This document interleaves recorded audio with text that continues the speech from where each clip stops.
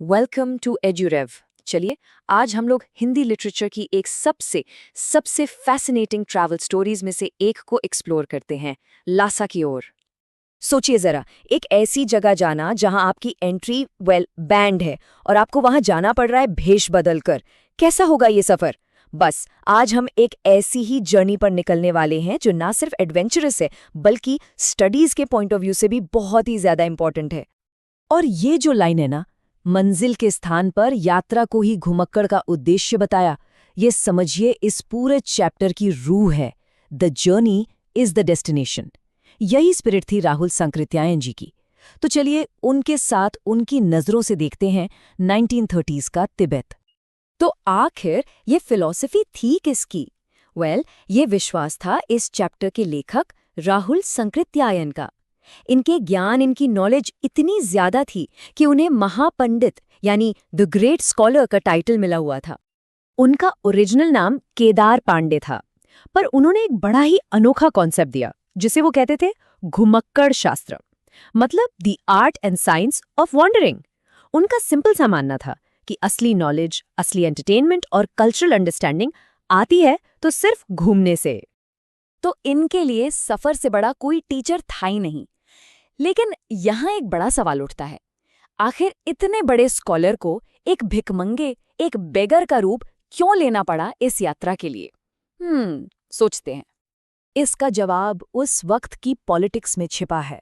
1929-30 में ना, political reasons की वजह से इंडियंस को तिब्बत ट्रैवल करना अलाउड ही नहीं था।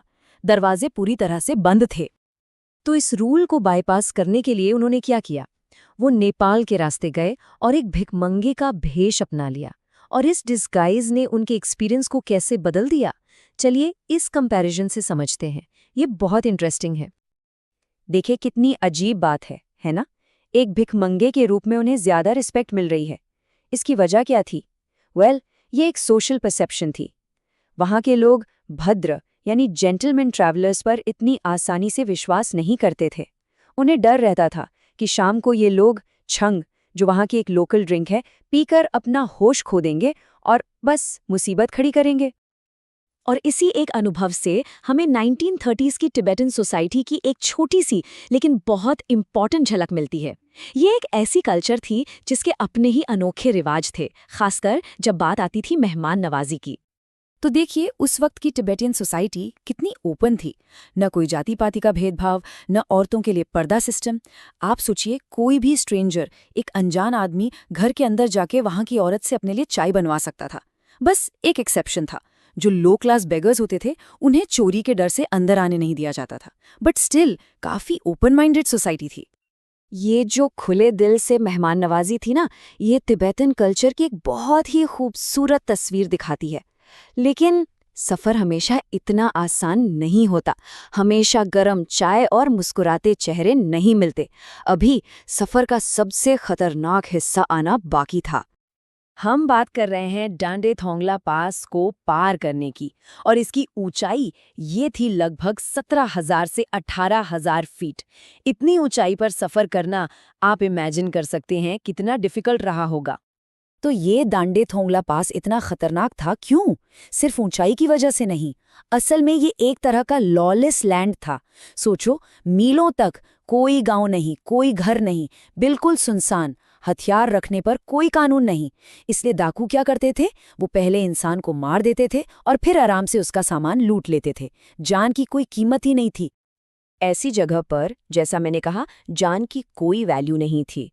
लेकिन हमारे लेखक सेफ थे। क्यों? अपने उसी भिखमंगे के भेष की वजह से। जैसे ही उन्हें कोई डाकू जैसा दिखता, वो फौरन कुची कुची कहकर भीख मांगने लगते। इसका मतलब होता है दया, दया या मर्सी। और डाकू भी सोचते, अरे इस गरीब के पास लूटने के लिए होगा ही क्या, छोड़ दो।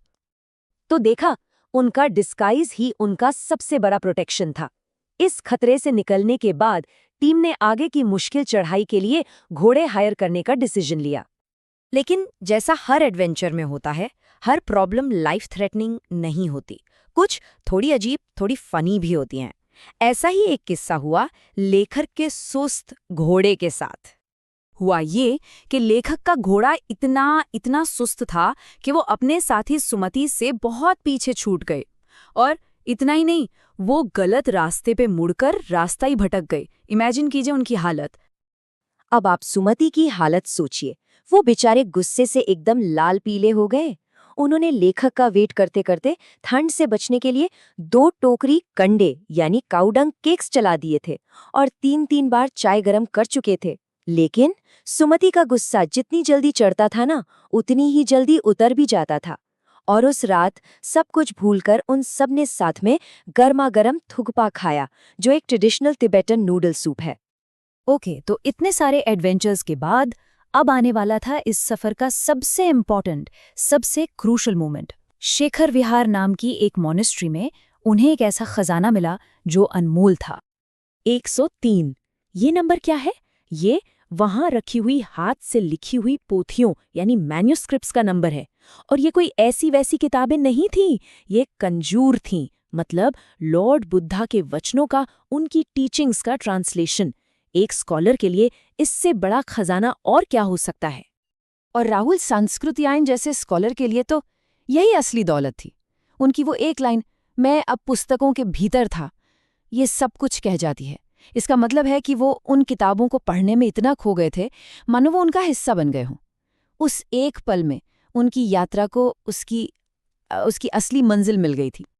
तो चलिए इस पूरी जर्नी को आखिर में समराइज करते हैं। हमने इससे क्या क्या सीखा? हमने देखा 1930s का तिब्बत, वहाँ का समाज।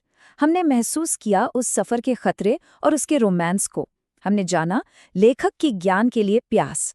और ये भी देखा कि कैसे आपका पहनावा, आपकी वेशभूषा सोशल बिहेवियर पर असर डालती है।